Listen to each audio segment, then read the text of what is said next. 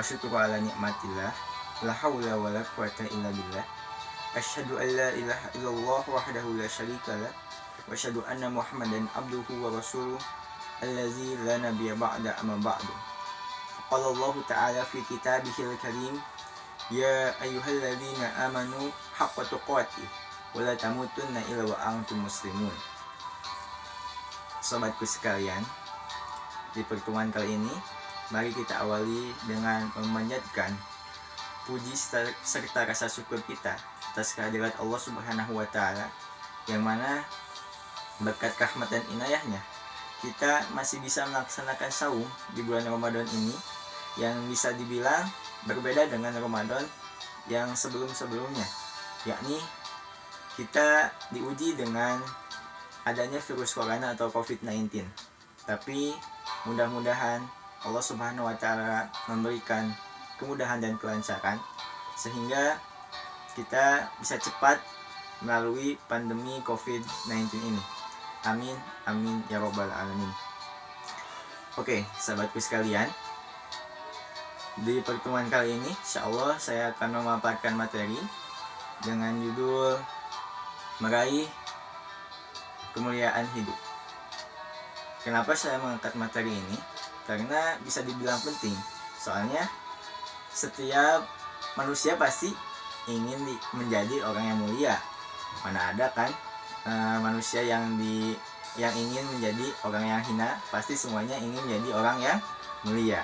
Oke. Tapi sobatku sekalian, seringkali kita ini salah persepsi dalam hal kemuliaan ini. Seringkali kita menganggap kemuliaan ini dalam hal-hal yang bersifat duniawi, banyaknya harta, banyak kendaraan, dan banyak punya tanah yang luas. Akan tetapi itu semua hanya hal-hal yang bersifat duniawi, jadi itu sesungguhnya tidak akan menjadikan kita mulia, tetapi akan menghinakan kita. Oke, kita perdalam lagi. Tidak hanya harta saja, kekayaan harta saja, tetapi kadangkala jabatan atau kedudukan kita, yaitu sebagai pemimpin atau staf-staf yang bisa dianggap mulia oleh beberapa orang. Lalu ada pula ilmu yang kita miliki dan gelar-gelar yang kita miliki itu sebagai hal yang mulia oleh beberapa orang. Contohnya gelar S1, S2 di universitas ternama itu belum tentu menjadikan kita mulia, kawan-kawan. Oke. Jadi kehidupan dunia itu hanya akan membinasakan kita, jadi tidak akan memuliakan kita. Allah Subhanahu wa Ta'ala berfirman, innamal hayatud dunya laibu walahu. Sesungguhnya kehidupan dunia itu hanyalah permainan dan senda gurau. Sudah jelas di sini Allah Subhanahu wa Ta'ala berfirman dalam firman-Nya bahwa memang kehidupan dunia itu hanya permainan, jadi tidak akan memuliakan kita, hanya akan menghinakan kita. Oke. Sekarang kita masuk ke pembahasan inti, yaitu meraih kemuliaan hidup. Agama Islam mengajarkan kita sebagai manusia untuk bisa mengangkat derajat kita sebagai manusia. Yang pertama yaitu iman dan ilmu, yang kedua yaitu akhlak yang mulia, dan yang ketiga ketakwaan. Oke, kita mulai dari iman dan ilmu. Allah Subhanahu wa Ta'ala pernah berfirman, yarfa'illahu allazina amanu minkum wallazina utul ilma darajat. Al-ayah dalam surat Al-Mujadalah ayat 11. Allah akan meninggikan barang siapa saja orang yang beriman dan orang yang dibekali ilmu beberapa derajat. Nah, Allah Subhanahu wa Ta'ala di situ menyebutkan akan mengangkat beberapa derajat, yaitu orang yang beriman dan orang yang berilmu. Jadi memang kita sebagai manusia, terutama umat muslim, kita harus menjadi orang yang beriman dan berilmu agar senantiasa derajat kita ditinggikan di mata Allah Subhanahu wa Ta'ala. Rasulullah SAW pun pernah bersabda, yang artinya barang siapa yang ingin meraih dunia, maka raihlah dengan ilmu. Dan barang siapa yang ingin meraih akhirat, maka raihlah dengan ilmu. Dan barang siapa yang menginginkan keduanya, maka raihlah dengan ilmu.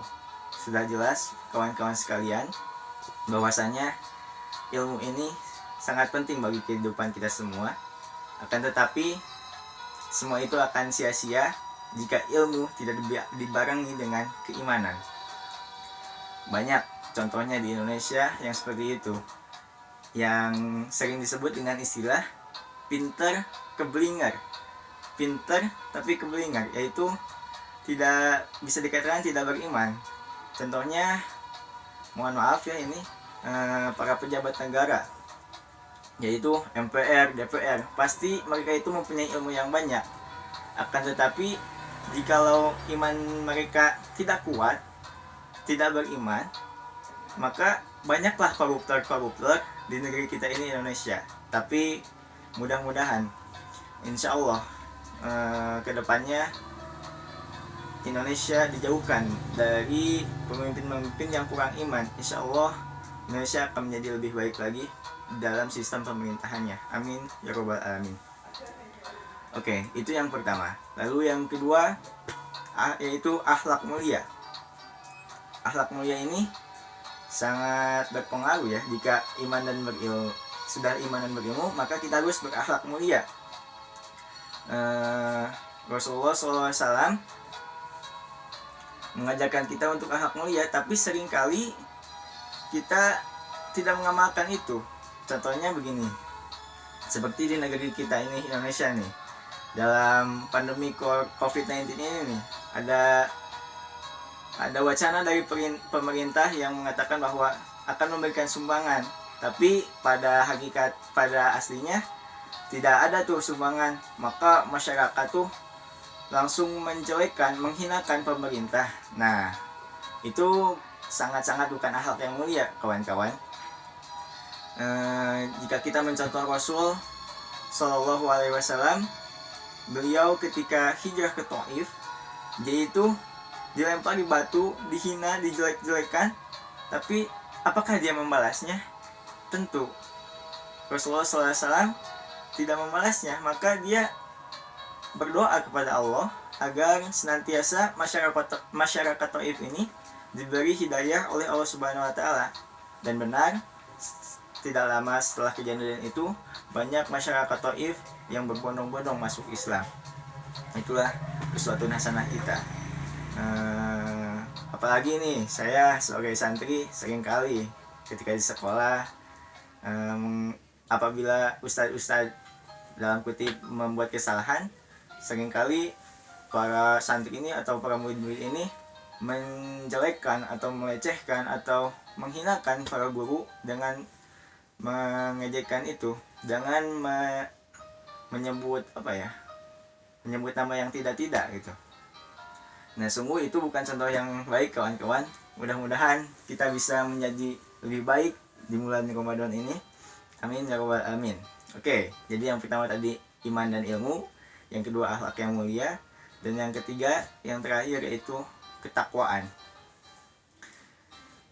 Sungguh jika kita bertakwa, kawan-kawan sekalian, maka kita akan terhindar dari apa yang namanya kemaksiatan atau tidak taat kepada Allah. Sungguh keimanan itu bisa naik dan turun. Naik apabila kita taat kepada Allah, turun apabila kita berbuat maksiat kepada Allah Subhanahu Wa Taala. Jadi kawan-kawan, Allah Subhanahu Wa Taala pun pernah berfirman dalam surat Al-Hujurat ayat 13 yang artinya, sesungguhnya yang paling mulia di antara manusia itu ialah yang paling beriman. Nah, di sini ada kata paling beriman. Jadi mari kita semua kawan-kawan dalam 10 hari terakhir bulan Ramadan kali ini untuk meningkatkan ketakwaan kita agar meraih kemuliaan di mata Allah Subhanahu Wa Taala. Mudah-mudahan apa yang saya sampaikan ini bisa dicerna baik oleh kita semua, yaitu iman dan ilmu, akhlak yang mulia, dan ketakwaan. Mari kita berlomba-lomba di 10 hari terakhir di bulan Ramadan ini. Mudah-mudahan kita mendapat ampunan dan kemuliaan di hadapan Allah Subhanahu wa Ta'ala. Amin ya Rabbal Alamin. Sekali lagi, mudah-mudahan ini bermanfaat walaupun hanya sedikit. Mohon maaf apabila banyak kesalahan yang saya paparkan, karena kebenaran datangnya hanya dari Allah dan kesalahan datangnya dari diri saya sendiri. Akhirul kalam, Rabbana atina fid dunya hasanah wa fil akhirati hasanah wa qina adzabannar. Fastabiqul khairat. Wassalamualaikum warahmatullahi wabarakatuh.